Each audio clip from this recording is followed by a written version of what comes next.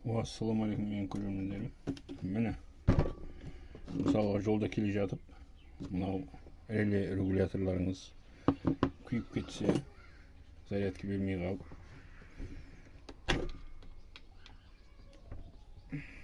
мынандай қыласыз. Қазір мынау динамоның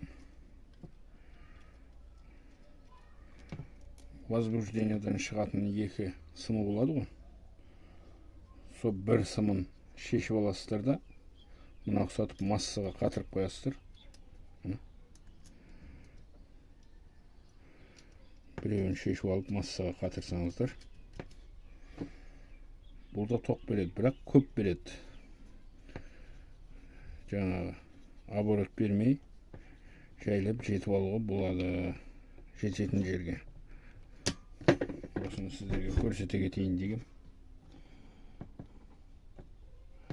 Ұнап жатқан болса лайк басып, тіркеліп кетіңіздер. Мынау қазір міне.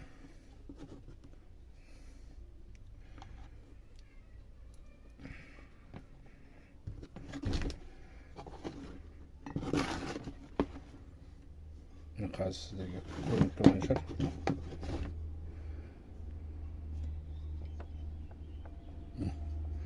Қазір мен осыны айналдырамын.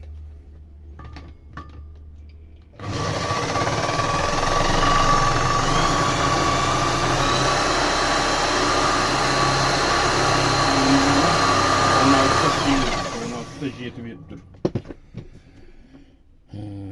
Үй жағда, жаңағы жолда қалған жағдайда релені алып тастап, жетем деген жерге жетіп алуға болады. Токі газ берместен. Ұнап жатқан болса тіркеліп кетіңіздер.